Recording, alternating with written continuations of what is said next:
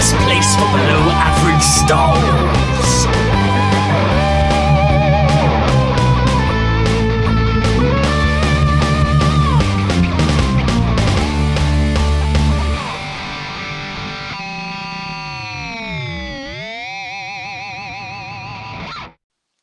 Hello there, and welcome to the Star Wars Show, the best place for below average Star Wars.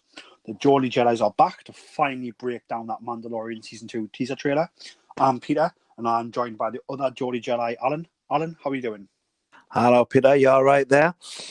Yeah, it's great to finally be on talking about the Mandalorian Season 2 trailer. Obviously, I think the trailer dropped coming up to nearly 15 days ago. It got released, I think. Is it really? Wow. Yeah. Time flies. But it's give us time to digest the trailer. And sort of watch it a lot of times so we can get some good notes on it and have a nice in-depth discussion about it. Mm-hmm. I'm sort of pleased that we didn't review it straight away. I think it has given time to sort of assess the trailer. Yeah, for me it's a bit of a funny one. It did need a bit of time to like soak in a little bit, you know. Yeah, I mean, so like one of the things, like my first response, I'm just going back so I tweeted about this on the 15th of September when I first watched it. Yeah. And my tweet was that Mando Season 2 trailer was superb. Got me so excited without spoiling a thing. # perfect trailer. Yeah, I think you've hit the nail on the head there. So there wasn't too many like in your face things to like drop your jaw about. Nah. But it was enough to like get you excited for this story and where we're going with it. I mean, so like this is the first trailer we've got. So like I've called it a teaser trailer in the beginning. I think it's the teaser trailer. They haven't really said, but with it being the first trailer released, I'm assuming it is. But also the clock's ticking now for when. Isn't it? So I mean, like there's a live clock on StarWars.com. So as we record this now, Mandalorian Season 2 is currently 30 days, 15 hours, 11 minutes, and 44 seconds away. 43, you mean? Yeah. So, I mean, are we going to get another trailer within 30 days? Probably not. I would say yeah. Yeah. I don't think we'll see much more, though. Do you know what I mean? But yeah, I think we will get another trailer. At least I hope we get another trailer. Yeah, I mean, there was obviously characters who have been like potentially spoiled by some apparent scoops that some news outlets have been getting over the COVID era about which characters were appearing, and then obviously sort of we didn't really get any of those characters in the flesh in this trailer, which I thought was a good thing. I thought keep that under your belt. They've sort of made me think twice now about whether they actually are here or not. So yeah, maybe there will be a second trailer where if those characters are coming back in, and by those characters I mean Boba Fett, I mean Bo-Katan, I mean Ahsoka, I mean Captain Rex, to name a few who've been Sabine Wren and Ezra as well have also been mentioned. To name some of those, maybe we'll get hints at them maybe in the next one if they are going to be in this. For me, I think they'll probably go TV spots, so we'll go like shorter, like 30-minute clips. 30 minutes, sorry, shorter 30-second clips, roughly, like maximum. Yeah. I can do 30-minute clips. You can give us 10 of them and be spot on.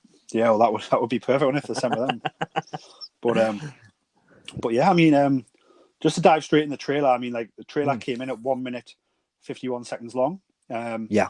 This is a spoiler podcast, guys. So if you haven't seen the trailer yet, I recommend go and checking it out. It's on YouTube, Star Wars YouTube, and it's also on Disney Plus. If you just go into the Star Wars section, it's in there as well.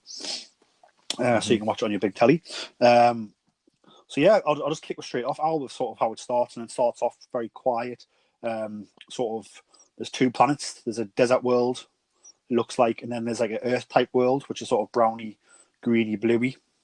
Yeah, almost like Earth. Yeah, and then we see the Razor Crest sort of coming past the desert type world, and it's not moving too quickly. The airlock is open, and the right engine seems to be severely damaged. Bit banged up, like, isn't it?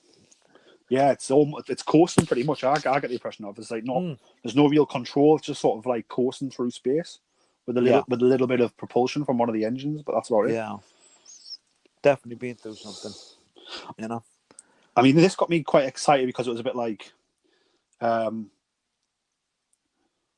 obviously the last season and how the Mando sort of and his crew sort of took it to the Imperial remnants and and won in that final episode. You know that Moff Gideon's a bad man, and he's going to be coming for him. And, there's coming from Big Star, and by the looks of it, you know, he's going to be coming in with everything that he's got. Yeah, so we don't know who's caused this damage to the Razor Crest, but obviously Moff Gideon and his Imperial remnant are probably number one contenders to do that damage to him. I would say so. Either that, the child, Baby Yoda, has took another little thing off the friggin' off the Razor Crest and decided to use it as a toy, and it's actually broke it. One of the two. He's end up flying into an asteroid or something. Yeah. I hope it's not that, although it would be funny. I think obviously like that's quite funny.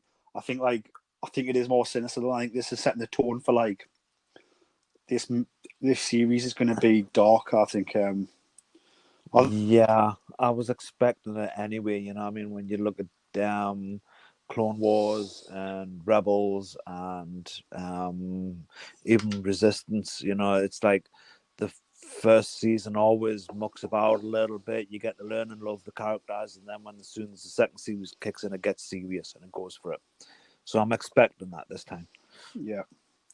So this trailer sort of like a slow build. Like I said, we go from the damaged Razor Crest into sort of the sound of like wind charms and almost like a tribal song or tribal noises, tribal instruments, which was quite sort of not unlike Star Wars, but sort of setting the tone for this sort of obviously like the child and Mando are like a found tribe, and they're a tribe together now, and then obviously they're trying to find trying to find the child's tribe in the Jedi. So I sort of got that type of vibe off that bit. Then we also get the Armorer voiceover, which I believe is a dialogue from season 1. Yes, it is. Yes, and that's her saying that obviously, essentially that the child needs to be returned to his people, and his people are the Jedi. And it also tells the backstory of how I'm not quite sure how long ago, but I think it's like maybe a millennia ago. Obviously, the great wars between the Jedi and the Mandalorians. Mandalorians, yeah. Which I think goes like predates like any era we've seen in Star Wars before. If that makes sense. Yeah. You see, when I heard that, I thought she was just going on about the Siege of Mandalore, and I thought that's not that far away. You know what I mean? It doesn't really sound folklorish like the way she was going on. You know? Yeah. So obviously, like in the Siege of Mandalore, obviously the Jedi are on the side of Mandalore technically. But it's like I think it's more like she says eons. I think it's the term she uses, which obviously is quite a long time, quite a big distance. So I think obviously she's talking about maybe. I'd love to get someone who knows. Maybe if we had Ian on, Ian would know. But obviously there's talk, obviously like the great wars between the Sith Empire and the Jedi. And I think this goes back to like around those times, like a long time ago. So yeah, we sort of get that sort of voice from the Armour, which I think sets up the coming adventure for this season. It's going to be about Mando and Child working together, searching the galaxy, looking for Jedi. Looking for a home. Yeah. And then with that, there's we see the Mando and the Child walking into a town at night. And it's very Western vibes of like when the gunman comes to town, if that makes sense. Yeah, it does. Which was quite cool. And the town and the city give me vibes of like Lothal a little bit. Yeah, I have heard rumors that he does go back to Lothal. So I don't know if this is Lothal, but it just the way it was like the street was set out and the architecture reminded me a bit of Lothal, which I mean it could be Lothal or it could just be that the reference in the Ralph McQuarrie artwork, which is obviously what a lot of the Rebel stuff come from, and obviously that's how he drew out certain settlements in those artworks. Yeah. But yeah. So sort of while this is going on, obviously we've still got the voiceover going on, as I've just said. She mentions the word like sorceress called Jedi, and like as the Armorer's voiceover says that, it cuts to WWE wrestler Sasha Banks, sort of dressed in a hood, almost like Sith Jedi, like when she says Jedi, and then when she says like sorcerers, like someone goes past the shot, and then Sasha Banks disappears, which I thought was very clever editing for this trailer. Yeah, it was. It really did. You guys pricked up as soon as I saw that, you know? Yeah, and like for me, it's like, I mean, I don't know who Sasha Banks is playing. Well, the big rumor was always going to be Sabine Wren, but I'm not so convinced, You know, not the way that played out there. I'm not convinced it is, but then it might well be. I mean, you know, I don't know. Yeah, I mean, I don't think it's Sabine Wren. For me, I think there's definitely something sinister about her, the way she actually just vanishes. And that could be just be clever editing for the trailer. It might not be actually in the episode like that. Yeah. But they've done that for a reason. So for me, could it be someone has Moff Gideon got spies? Could be. Is she watching and then going to go on like radio message Moff Gideon, say, look, they've just turned up here. Yeah. I'm here just in the shadows watching, send in the Imperials. Or is it something more sinister? I mean, obviously, in the Aftermath books, we have something called the Acolytes of Beyond, which are sort of dark side worshippers. Right. Obviously, she's wearing a hood, dark cloaks. Maybe she could be related to that. In which case, you know, if Mando's gone somewhere searching because of Jedi rumors, and the Acolytes of Beyond have gone there as well because they want to search for some Jedi rumors. Maybe they're going to meet each other by accident, perhaps. Mm-hmm. But the main one for me is that something about her hood. It reminded me of the type of hood that the Mandalorians wear in the final arc of, not the final arc, sorry, in the second final arc of the last season of Clone Wars. If you remember, the Mandos are all in armor with the helmets on.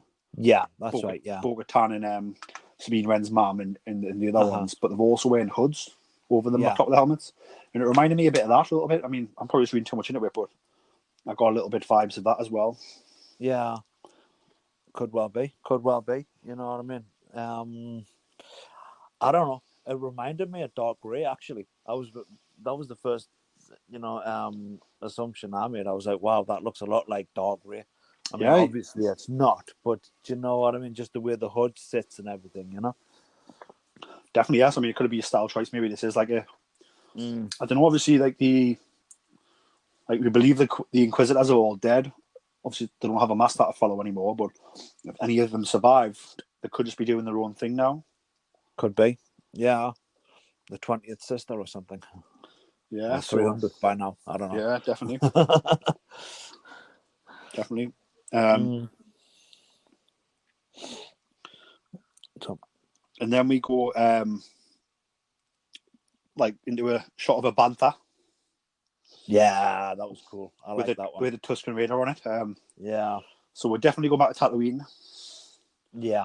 Without shadow of a doubt, there's no mistake on that one. So I wonder if we're going back there for obviously I've heard supposedly that Ming-Na Wen's character is returning for this season. Obviously, last time we saw her, she was left for dead in the Tatooine wastelands. So like, are we going back there for a continuation of that? Are we going back there for Boba Fett's armor? Obviously, the rumors have been that Timothy Oliphant is playing Cobb Vanth, who is the guy from Star Wars Aftermath who finds the armor and wears it and becomes sheriff of Tatooine. Ah, yes. So maybe we're going back there to check in with that story. For me, what I found during this scene, I don't know if it's clever cutting of the trailer, whether it's actually on Tatooine, but like looks like the Razor Crest starts burning up and comes out of orbit, like comes into orbit and then crashes on the surface. Maybe I don't know whether that was actually on Tatooine or that's a different planet, but it does look like we're going to get the Razor Crest crash landing. Maybe. Yeah, it did, but it looked like it was on the. Sorry, I'm moving a bit forward on that thing, but it looked like it was more on the ice planet than it was on Tatooine. Yeah, quite possibly. Like I said, I was clever editing there to keep it guessing. Yeah. I mean, the next thing is the snow world. We see a snow world, which to me, I immediately got vibes of Ilum from the Clone Wars, which is where Jedi younglings go to find their kyber crystals. Yeah. It's also a big part of Jedi Fallen Order. Mm-hmm. Where Jedi Fallen Order, when you play that game in the storyline, it essentially tells you, without telling you, that Ilum becomes Starkiller Base. Yeah. So obviously Ilum is a world like It's quite an important world. It's steeped in Jedi lore, yeah. So for me, if the Mando is looking for Jedi and he's been talking to people getting thingies, that is a world that is very much associated with the Jedi. Exactly, it's a good place to start, isn't it? 100%. A good place to finish. You know, because it did look like the Razor Crest that was crashed behind the Mando and Baby Yoda, the child. That was definitely the Razor Crest. I just couldn't tell if it had I couldn't docked. tell, but I was pretty much convinced that it was. Yeah, you know. I think it's the Razor Crest, but I think it's like landed there. I don't think it's crashed. If you know what I mean. Yeah, but I could be wrong. It's a very close up shot of the Mando and the child, so being able to tell that's not very good. I did put out on Twitter. I did ask for who people thought, which planet people thought it was. And I'll find the response there. We had quite a funny response, which I enjoyed, which I think you'll enjoy, Alan. That's why I've saved it. All right. It's not Besman, is it? No. Let's have a look. That's why I should have wrote it down. You've got us guessing now. Right, I found the tweet. There we go. Yeah, so the account Lost in the Hyperspace Lanes replied and said, straight through the roof of the Wampas Cave on Hoth. Boy, Love it. And then he's gone a bit. Boy, was he exceedingly put out by the whole thing. Especially as Mando only had the Razor Crest on third-party fire and theft. So I thought that was quite probably cheering me up this morning reading that. I love it. I think that's one of the best responses I've ever heard ever. So I enjoy that. So thanks very much for sending that in. Yeah, that's from Lost in the Hyperspace Lanes. Oh, I love it. That poor Wampa first, he has his arm cut off. You know what I mean? Yeah. And then he gets his house crashed on. Yeah, so I just wanted to. I thought it was really funny. So yeah, I mean, the worlds I've written down, I've wrote Ilum, I've wrote Hoth, and I've wrote Kijimi. There's obviously a snow planet, or possibly from Rise of Skywalker. Which planets do you think it might be? I think I'm fairly convinced it's Ilum. I mean, outside chance it could be great, and they just haven't scraped the surface yet. But no, I'm fairly convinced it's Ilum. I don't think it's anything else. I mean, I would love it to be Hoth. I would love it. I mean, did we ever find out where Ahsoka, buried the clone troopers? So I think it'd be pretty awesome if it was on that planet. If they're looking for the last battle of the Clone Wars, you're totally right. It could be. That planet's not really named, I don't think. Again, that's one if we had Canon Junkie XL Ian was on the episode, he would definitely fill it in. Yeah. If that does have one, he'll know. But yeah, so it could be that world. It could be Ilum, Hoth, Kijimi. For me, my first thought was Ilum, just the way I've played the game Jedi Fallen Order. Yeah. The way it looks, and then the way the hills and the caverns and there's glaciers. It's very much styled the same. So I mean, it might not be, but I'm getting Ilum vibes. To be fair, throughout this other things, I got a lot of Jedi Fallen Order vibes throughout this trailer. Really? Like Sasha Banks, the way she's dressed. You could also see she's dressed a bit like a Night Sister, but like a Winter Night Sister. Obviously, the Night Sisters are on similar styling, but less clad. Yeah. Like the way more revealing outfits because they live in a hot world. But maybe it's like a Night Sister, on a winter world. So they're wearing more more clothing. So and obviously the Night Sisters are a big part of Jedi Fallen Order as well. And then obviously this scene here with Ilum, like I got big Ilum and First Order vibes as well. Yeah. So yeah, I mean, if that is Ilum, that's pretty big. It shows that we're doing a lot of like lore building in this season, which I'm very excited about. Yeah, I wasn't expecting that, but it seems pretty obvious that we are. It's almost like Lord of the Rings-esque lore building, which is only a bonus in my opinion. Yeah, bow down to the Lord of the Rings. Yeah, I think like if you think about how that world's built, how Tolkien built that world, and the different like the areas and the different ages that the different lands have been through, I think like going to like Ilum in the Age of the Empire, or just after the Age of the Empire, when we've already really seen it in the Age of the Jedi in Clone Wars, and then briefly in the Age of the Empire in Jedi Fallen Order. I think to go there as a live action TV show, I think's a really powerful message, and we're going to get some really, really good story bits there. Yeah, it makes Ilum a really important planet, actually, even more so than Tatooine, when you think about it, you know?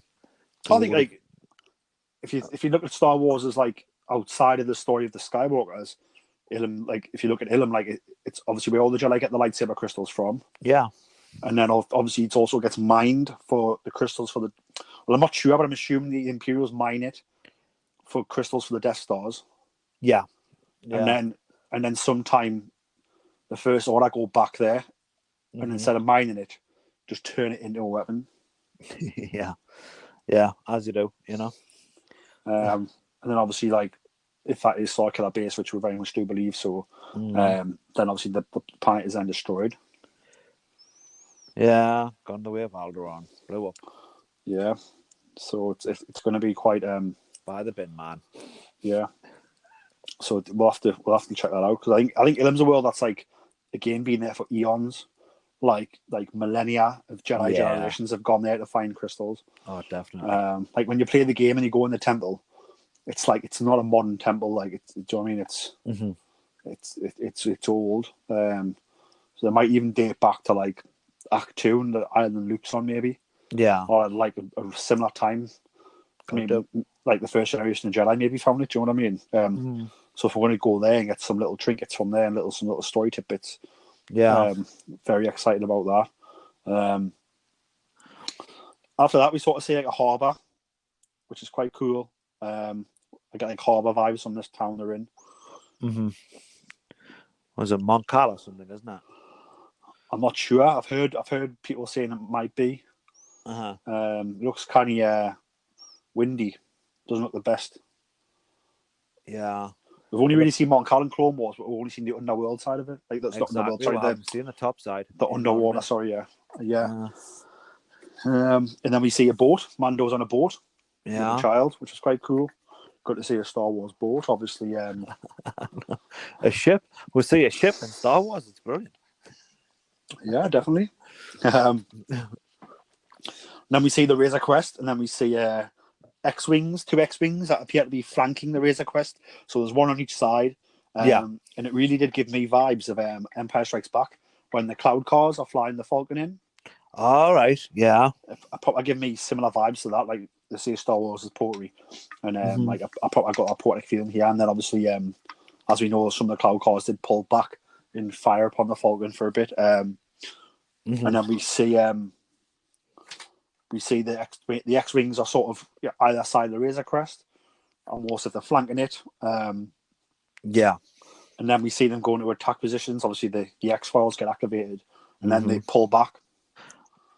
I mean, seriously, how wicked did that look? You know, that little few seconds worth of scenery was just absolutely unreal.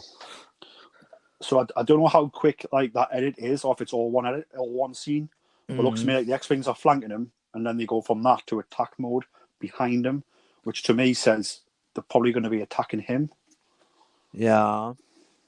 There was like yellow markings on the X-Wings and on the Razor Crest. I noticed, which was I never noticed yellow markings on the Razor Crest before. Markings all over everything, you know. And I don't want to, you know, speculate. Well, of course, I want to speculate too much. That's what this podcast is about. Definitely go for it. But I mean, Ahsoka Tano, you know what I mean? When you look at her, the side of her headdress and the Clone Wars, you'll see two little yellow markings, you know? And then all of a sudden, you're seeing yellow markings on the Razor Crest, you're seeing yellow markings on the X-Wing, you're seeing yellow markings all over the shop. So I think this has been a way of saying Ahsoka's around, even though you don't actually get to see her in the trailer. Yeah, quite possibly, mate. Quite possibly. Another thing on the X-Wings I noticed was the R2 unit looked very much like R2D2. That would be so mental if it was. So, like, if it is, it means it's Luke Skywalker's X-Wing, I would imagine. Luke Skywalker's X-Wing with Ahsoka Tano's markings. Yeah, so possibly. I mean, obviously, it's a very... You can't really see it up close, so it could be any R2 unit, you know what I mean? Yeah. But, obviously, do you know what I mean? The Mando's looking for Jedi, and the word on the grapevine and the story's being told that there is a Jedi, and he's called Luke Skywalker, and he's the only one. He's the last Jedi. So, if that's the story people are hearing, that's who you might go looking for. Obviously, at this point, I'm not sure if Luke... So it's pretty much thingy that, like, in between the lines when you read the Aftermath books, if I remember correctly, it's very much like said that, like, obviously after the win, like, Mon Mothma tries to, like, demilitarize the New Republic quite quickly. That's right. Yeah, she doesn't want anything to do with it, does she? And they also, like, definitely, like, she's like, oh, like, the Jedi or whatever, like, they're not part of this, which I think is a bit silly. So, like, I don't know whether Luke would still be with the New Republic here. I think he would have hung his boots up and gone and done whatever path he was on, you know. I mean, somewhere along the lines, he had to start training Leia, you know, so... Yeah. I think he would have hung up his general robes and started, you know, being a proper find the history of the Jedi out type of person, you know. Yeah. So who knows? Obviously, there's 2 X-Wings there, so if Luke Skywalker's already left the New Republic, I doubt it's him, so I don't think you'd have a second X-Wing with him. Yeah. Maybe. But who knows? But it could be. It definitely means it could be... obviously, these are the T-65 X-Wings, I think that's correct. So these are the X-Wings that the Alliance used. Yeah.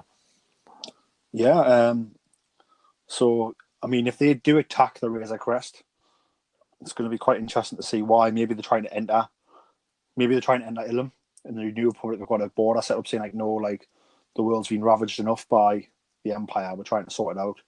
And obviously he's trying to get there. Maybe that's what happens. It could be, but they never actually ever fire on the Razor Crest, you know what I mean? And I don't know, I kind of get the feeling more they're an escort than attacking the Razor Crest. That's the vibe I got. So I thought that until they pulled back, but as soon as they pulled back in attack position, I was a bit like, you know, if something was coming for them, they'd pull forward to cover the Razor Crest. But by pulling behind it, they're putting the Razor Crest in between themselves and whatever's coming. So I don't think anything is coming. I think you're escorting them, like they're flanking them. I think they're having a conversation, and I think the conversation turns like if you do not deter from your current course, we're going to open fire. And he's like, well, no, I need to go this way. And then they're like, okay, pull back. We're going to shoot you. Could well be. But very strong possibility with a Mando. Definitely. And then we see a speeder bike that the Mando looks like the Mando's on Tatooine, I believe. Yeah. And then we also get a shot of Greef Karga and Cara Dune coming out of a town. Yeah, I'm looking rather happy with ourselves. Both of them looking very good, yeah, very healthy, happy, and I think maybe come to greet him. I get the feeling that we're not going to get a lot of them in this season. I think we might at the start and then they fade out. Yeah. I think the story will go beyond them, you know. So we'll have to wait and see how that happens. But yeah. And then we cut to some TIE fighters. And it's 4 of those special Moff Gideon ones with the wings that fold. I know, they're so cool. They are so cool. Yeah, so you know what I mean? I don't know if they're prototypes or not. I'm waiting for it. There's meant to be a book coming, hopefully. I think they're doing like a visual dictionary style type book done by Pablo Hidalgo, hopefully, for the Mandalorian, I hope, because I want to find out more about them X-Wing, them TIE fighters, whether or not they're prototypes or not, or where they've come from. Yeah, I mean, why couldn't they have been thought of before? Why couldn't we have seen them in other films and things? I mean, they are absolutely awesome. Well, I think like obviously whatever they are, like they've doubled down on the TIE fighters, the way the TIE fighters dock, because you've got them TIE cruisers that drop the ties off. Obviously, like have the pods at the top for the cockpits to fit in, and obviously like in Rebels and stuff, like you've got the ties land on the wings and they've got the ladders going up. So like they've doubled down on how the ties are, but obviously like as we've seen with Thrawn's TIE Defender program, like who's to say this wasn't Moff Gideon's little TIE program that he was working on before the Empire shut, and he still got it, still got the ties, the hardware's still there. Could do. Yeah, never thought of that. So yeah, so like, but we see 4 of them, so we see that he hasn't just got one; he's obviously got a crew of them. Obviously, his got destroyed by the Mandalorian at the end of season 1 there. But he's got backup essentially, is what we're saying. We then hear like an Imperial alarm, similar like the alarm in the Death Star, and similar to the one we hear in Rogue One, especially in the Rogue One trailer. That will like captivate everyone. Very subtle sort of reference to sort of Empire and Star Wars, and again, it feels Star Wars. Just brings it all back in, doesn't it? 100%. We see like as we hear that, we see like Imperial troops running, and then we see speeder bikes with Imperial scouts on them, flying into action. Obviously, I don't know if it's a clever edit and it's different scenes, but obviously they've edited together where you've got that alarm going off, and then you've got the Imperials sort of going into a situation quite quickly. So who knows what's going on there? Maybe a New Republic attack. Could be. I don't know. I mean, I've heard a few people say that it's a Star Destroyer, but I'm not so convinced that it's not actually a base on a planet. You know, the corridor. Yeah, I mean, like if it's it's Imperial architecture, so it could be a Star Destroyer, but it could be a base as well. Do you know what I mean? If it's a Star Destroyer, that's going to be a pretty awesome visual to get in this series, which I wasn't expecting, just because of like budget and size. But like, if they're going to give her a Star Destroyer, that would be absolutely fantastic. Yeah, I mean, what I will say is that obviously not filming this at Pinewood, otherwise I'd be able to see the Star Destroyer above my head by now. No, definitely. But I think like, we see those the X-Wings come back if they are. As I said before, I think they're attacking the Racer Quest. But if they're not, maybe they're flying forward to attack whatever Imperial base or cruiser that is. Yeah, could be. Yeah, I don't know. There's obviously some sort of good gang and bad gang going on there. You know what I mean? And with the 2 TIE fighters in the previous scene, then there's obviously some sort of rebel outfit going. Whoever's running it, I don't know. I would like to think that it was Ahsoka Tano, but you don't 100% know that. It could be whoever Sasha Banks is playing. You know, or the Bo-Katan who's supposed to be in it as well. So it could be that kind of situation, and then the Mandalorian and the child are busy floating away in the middle of it, trying to get the child to where the child needs to be. Yeah. No, definitely. I mean, Sasha Banks could be anyone. She could be like because she's dressed sort of Sith or Jedi robes, similar. She could be like part of like Lor Santeca's crew, who like could be like the Force of the Church. Sorry, the Church of the Force, and like looking for Jedi artifacts and stuff as well. Like from a good perspective. And maybe that's why she's on the same world as the Mando. They're both looking for the same thing. So she could be a good character who's there to help them. Yeah, I mean, we've definitely got Moff Gideon down as the big, established bad character. He is, yeah. You know, he's the bad guy. And then we don't see him in this trailer, do we? If I remember correctly. Not really. No, I think about it. No, we don't. So that was quite. Well, I like that. Let's keep him. Let's keep him to be dastardly in this series. Because he is. I don't know if you've seen Breaking Bad or Better Call Saul, but even more so in Better Call Saul, but like the Chicken Man who he plays, like he's a very very calm but dark fellow. Yeah, and that's the kind of character I would kind of need. You know what I mean? And that's the character he was pretty much as Moff Gideon in the first series. So, you know, why would he change? Yeah. And then in the next scene, we've got the Mando getting drowned. It's almost, I don't know if looks like he's in a dungeon and it's getting flooded. Oh, was that the Mando? I couldn't work out who that was. I think it's the Mando. It looks to me, it reminded me of Jabba's prison, when Han and Chewie are in the prison behind the bars. Yeah. I got those vibes, of like the architecture and stuff. Yeah. But obviously then it's like that's getting flooded pretty big.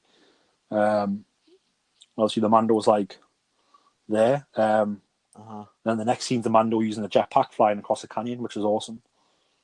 Maybe we're gonna go back to Jabba's palace. Maybe, possibly. I mean, we are back on Tatooine, as we saw by the Bantha and the Tusken. Yeah, I mean, there's absolutely no point in them popping in for a cup of coffee at Amber Rose. You know what I mean? Well, so might get some fried human. Ain't got no meat on them bones. Well, I don't think you're getting any coffee. But yeah. So like we see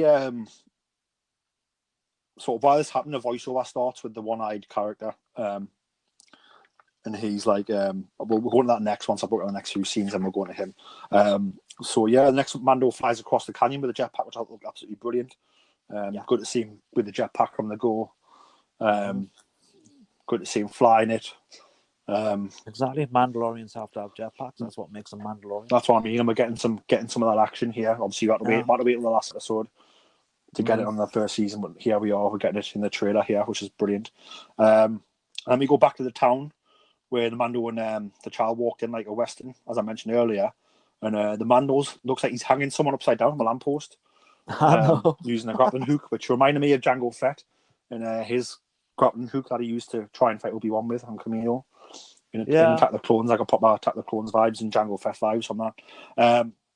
So it looks like he's hanging a guy up from the lamppost, and then he also shoots the light out,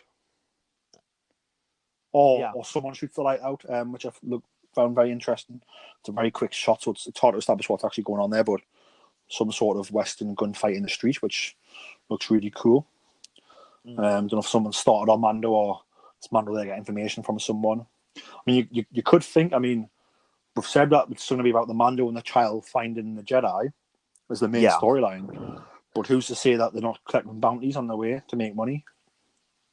Ooh, I like that idea. Yeah, you kind of forget he's a bounty hunter. Yeah, and if they need money, like if they need fuel, they need food. If that ship gets just nearly knackered, like we've seen, it looks pretty destroyed. That'll need repairing. He's going to need cash to pay for that, and obviously, I bet all his calamari flan he got in the first season's been spent. That's where he's going to on Tatooine. He's going to Watto's. Maybe. I don't know if I was alive, but he might be.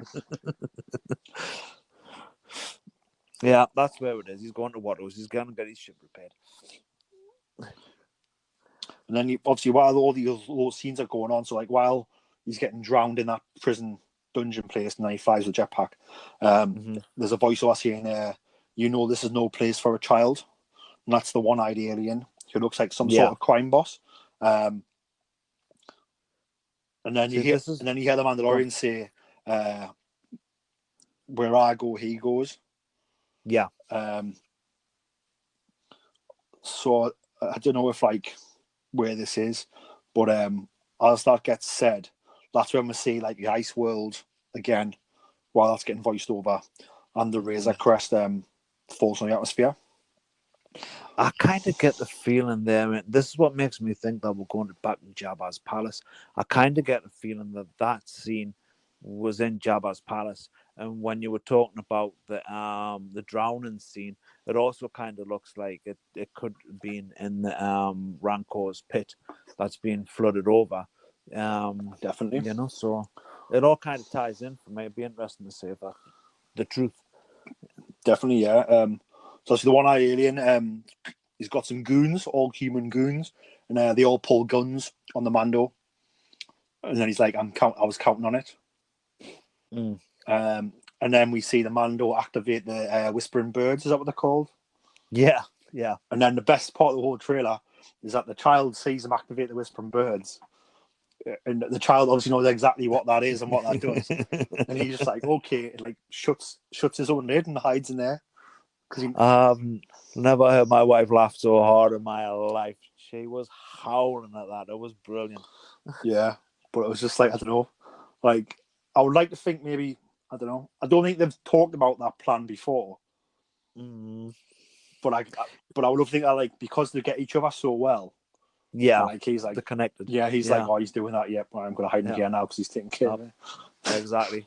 I know what this means. Yeah. So and then it goes black, and we hear the whispering birds attack everyone.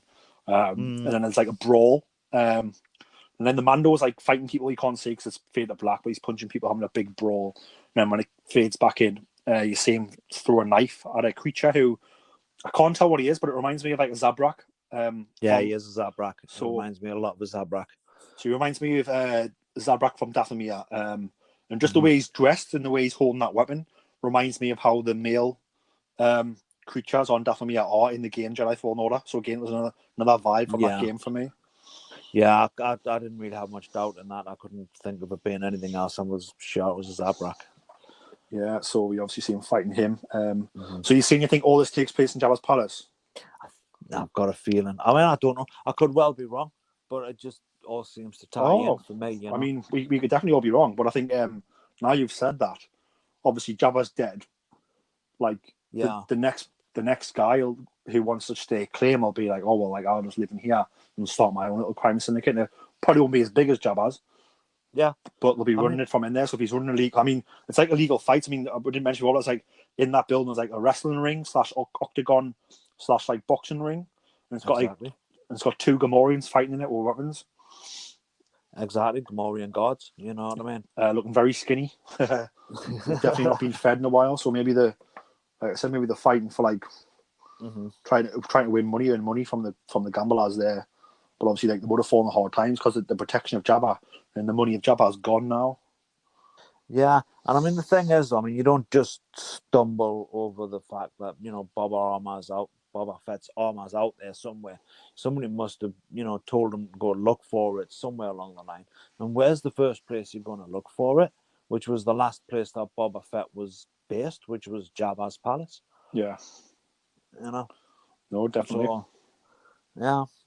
That's what I think. I mean, I could be wrong. I probably am wrong. You know what I mean? I usually always read the trailers wrong, but to me, that's what it looks like. Yeah. I think, what do you think of the Gamorreans fighting? Yeah, it looked pretty cool, to be honest with you. They did look skinny, as you say. I think they're basically, maybe they've been enslaved now by the new boss or something like that, you know what I mean? And they're just, forced to fight each other. I don't think it would take that much to convince a Gamorrean to fight another Gamorrean guard, to be honest with you. So, I mean, especially if they're starving and they need food, like, see look how skinny they are. Exactly, so I think that's what that one's about. But it looked, I don't know what's the word I'm looking for. It looked proper, if you know what I mean. Yeah. I think if we look at the One-Eyed Alien's lines, obviously this is no place for a child. Mandalorian says wherever I go, he goes. And the alien's like, oh yeah, I was counting on it. It sounds to me like maybe, obviously there's probably a price out on the child still. Yeah, yeah, for sure. So maybe maybe the One-Eyed Alien gangster's like, oh, yeah, I'll cash this in because I'll get all the money off Moff Gideon. Yeah, and maybe it's to look back. I mean, maybe, it's pretty obvious that the whole underworld is going to be looking for these two. And maybe he gets out Tatooine by the skin of his teeth and that, when you say the opening scene of him flying towards the nearest planet, maybe that's him just, getting out of some scrape out of Tatooine. I don't know. Yeah. So then we get the voiceover, this is the way. And then we get the new logo for the Mandalorian. Obviously, it's in blue now. The font's still the same. And obviously, it's the Mando and the child now walking together, other than just the Mandalorian. Something I noticed that behind the logo, there's like a large cloud of like molecules or particles blown and flown in the background behind the logo, which I thought was weird, like a weird effect. Like it's obviously been put there for a reason. So like my first thought was like, it looks like molecules or like particles blown in the wind. And I was thinking, could they be like midi-chlorians? Well, now they mention it, yeah, probably. Or it could just be reference to like wind and snow from this ice world we're going to see. Maybe. Could be. Little mini Kyber crystal break off things or something. I don't know. Yeah. I don't know. I did say it, but I have to admit, I never really paid much. I never thought much of it. You know what I mean? But yeah, I was just like watching it. I was like, hang on a sec, like that's like someone's designed that and put it there. Like that's not like that's not like a coincidence. I don't think. Or if it is, it's a very weird one. If that's a coincidence, but to me, it looks like a very. It's, you know what I mean? Someone designed that to move in a certain way. Yeah. Behind the logo. So to me, like I'm like, what is it? But I don't know. I just thought midi-chlorians for some reason. Obviously, you know, the child is strong with the Force. If we're going to places like Ilum and we're looking for the Jedi, obviously we're going to get a lot of Force lore. And maybe it is. Yeah. Maybe it is midi-chlorians. And obviously, as we know, like in season 1, like they were trying to do scientific tests on the child. So like, were they trying to maybe mine midi-chlorians out of his body or something? I don't know. I've just had a really horrible plot theory, and I don't know whether I share it because I really don't want it to be like this. But you know, sometimes when you put 2 and 2 together, you know, you've got Ahsoka Tano supposed to be in here. You've got Baby Yoda. You've got Ahsoka Tano who's went through the Hall of Worlds. What actually, if Baby Yoda is actually Yoda and Ahsoka takes him back through the Hall of Worlds all the way back to the beginning? I don't know. I mean, Yoda makes a lot of mistakes, so considering he's had the chance of living through it once and then go back, and I think like, I think like I don't know. I think they'd be very obviously. Dave brought in the World Between Worlds. Yeah, Dave Filoni. We're talking about, and I think he brought it in a very careful way to where it wasn't time travel. Yeah, I suppose you're right. And I think he would keep it that way. To me, I don't think it's Yoda.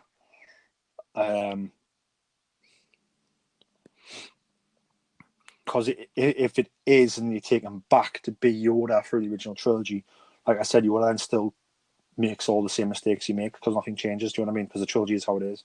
So it's like, it's like, do you know what I mean? It's like, yeah, I suppose you're right. I just had a horrible thought then. I thought, I hope it's not that. I don't think Dave will. I think if you look how close Dave was with George Lucas and storytelling, like I think anything Dave does won't diminish the stories already told. Yeah, that's true. Yeah. If you know what I mean. Where other creators maybe not so much. But yeah. So like I think like yeah, I think I don't know. You think there's a bigger and better story out there? I just don't think it's Yoda. So like I'm not saying it's not a clone of Yoda. Maybe. Yeah. Maybe someone took his DNA and tried to make him again. But like, but as we know, like, clone doesn't mean he's like exactly like Yoda and the same as him. Like, no, Jango Fett's clone's not Jango. He's Boba. He's got his own personality. Exactly. So I don't know his origins. We'll hopefully find that out. But like, so he could be a clone maybe. But I don't think it's actually Yoda, if that makes sense. Yeah, or rebirth like a phoenix. No, I don't think it's that either. I think I think it's a case of they've either found him or they've cloned him. I mean, I honestly think he's a completely different character to Yoda, separate. Do you know what I mean? Yeah. Like, nothing to do with Yoda whatsoever. There's just that connection there, that's all. You know? Yeah.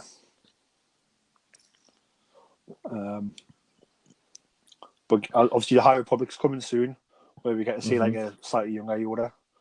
Yoda were here. So we might get a bit more about Yoda's world, maybe mentioned in that. We probably won't, but there's a possibility that might tie into Mando a little bit. Yeah, I think so. I mean, they usually make these things tie into each other at least somewhere along the line. You know what I mean? So yeah. But then I suppose the High Republic, they're trying to keep that separate. So I suppose, but it is the next big, like, apart from the Mandalorian, that's the biggest thing happening at the minute because there's no movies. Isn't it? And also, how can you keep it separate when you've got Yoda running through there, and also the possibility of Chewbacca? You know? Yeah, exactly. So we'll see what happens there. And we might get some Ilum mentioned in the High Republic. I have no shadows of doubts that Ilum. I've got a real feeling Ilum's going to be a big feature of the High Republic. Yeah. You know, just simply because it seems to be getting mentioned more and more and more, and it is such a iconic place for the Jedi. You know. Yeah. No, definitely. So, have you got any other thoughts about the trailer, Alan, before we move on? Just why the hell do we have to wait so long for it? And where's the next one? And can we start watching the Mandalorian now, please?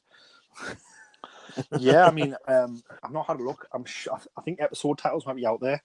If you have a search, I've just stayed away from it. It hasn't been released officially, so obviously the first episode is coming October 30th, which I said as of 30 days away. Yeah. And it's not that long to wait, really, when you think about it. Not long to wait. Obviously, I think we're getting one episode a week, so we'll just have to hope that they're not too much of a cliffhanger. Yeah. Although they might be. Keep it waiting week on week. And if we're lucky, you might get two the first week, maybe. I think what's going to be frustrating for me, in a nice way, is usually with Star Wars stuff, I'm usually behind a little bit. So usually when I'm catching up, I'm catching up all the way along. Yeah. So I don't usually have to wait for stuff. Where this time around, I'm going to be watching episode 1 and then waiting for episode 2 and then waiting for episode 3. It's going to be like being like living back in the 80s and the 90s. Yeah.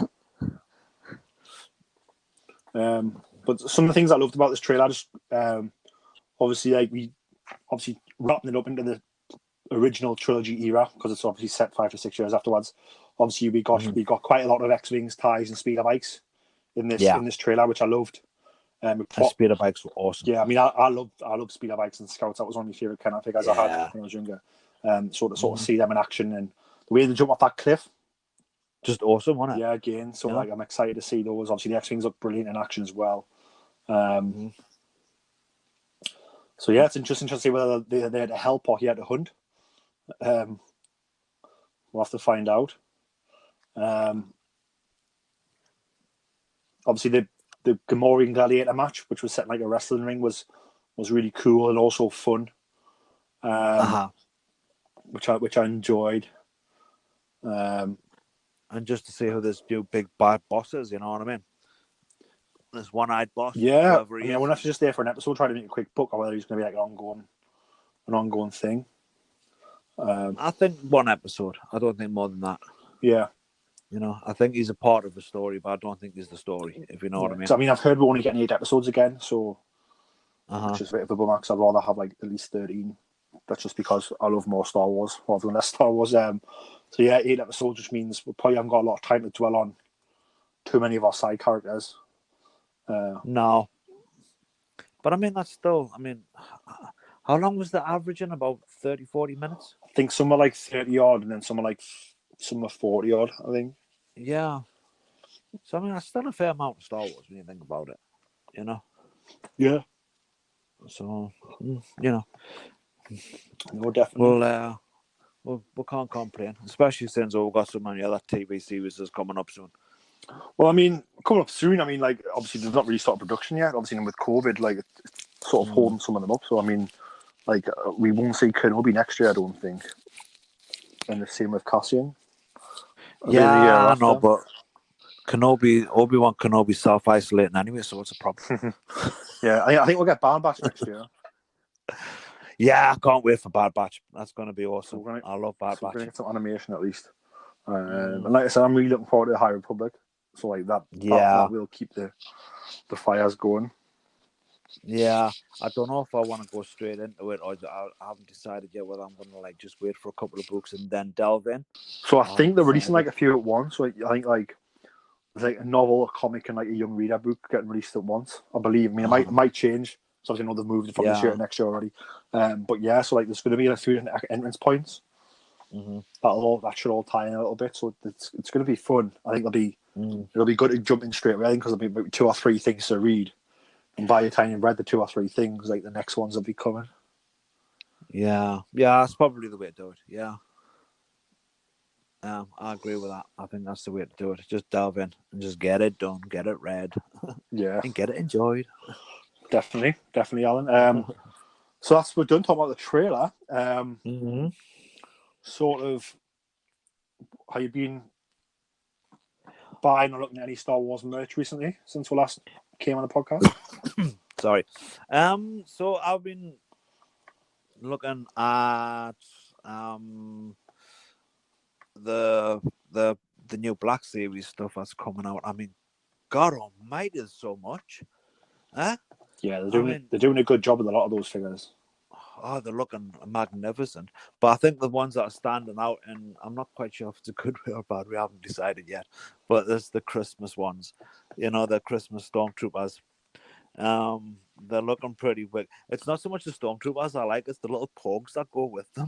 Yeah, obviously, it's like the holiday collection.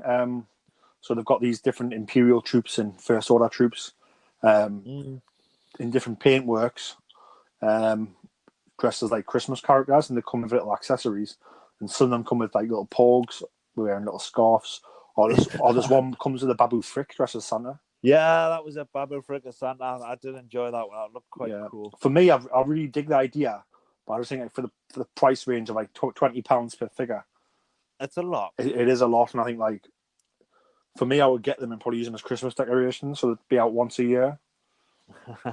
And I'd much rather have like, do you know what I mean? Like they've just released that like the clone trooper lieutenant's coming. He looks brilliant, so like I've ordered him. And I don't know if you saw this, but they've released it was meant to be a San Diego Comic Con exclusive, but obviously that didn't happen. So it's been released in certain stores. It's probably all sold out by now, I would imagine. But where's it gone? It was like the Heroes of Endor set. Oh yeah, I saw that. That looked really well made, actually. Yeah, so I mean that retails at £120 here in the UK. Yeah, and it was limited because it was a San Diego Comic Con exclusive. So it folds out, but when it's boxed, you can look at it from each side. So one side's got the Ewok on the speeder bike, the other side's got Luke with the lightsaber turned on, and then the other side's got Han and Leia at the shield generator door. I didn't realize that was a San Diego exclusive. Yeah, so that like I said, because that event didn't happen, they've sort of they've put the units into certain shops limited. Oh, I did not know that. I should have to go and have another look at that then. The same with Cad Bane in Total 365. He was Comic Con exclusive, I believe. He was 360, Total 360. So I managed to pick him up for like 20 odd quid. So I got him for normal price. But not bad. Apparently he's on eBay now, like 150 quid and stuff. So really, yeah. So wow. So yeah, but mine is not for sale. He's being bought a looker. So everything's for sale, Pete. You just don't know your price yet. but yeah. So like I said, there's a lot of cool things coming out. Normal release, and then obviously there's a lot of these exclusives coming out as well that were meant to be at the conventions. I know Funko have just released or starting to release all the Clone Wars last season Funko Pops, which look really cool. Get them all. Ahsoka Tano in like the Mandalorian outfit she wears with two lightsabers. I love it. Yeah. So there's a lot of cool merch coming. So any UK collectors out there should check out staractionfigures.co.uk. That's where I go to for my figures because they get a really good range of Black Series in for a really reasonable price, and they send them out packaged up really well as well. You guys in the US, obviously, you have a bit more luck. Yeah, no, so you can go to your Targets, your Walmarts, and find your figures in normal places, but unlike us here in the UK. Yeah. It's been Black Series collections really, really getting better and better and better. So the only thing I hope is that the distribution gets better and better and better. Because like I said, the distribution of Black Series here in the UK has been shocking since 2015.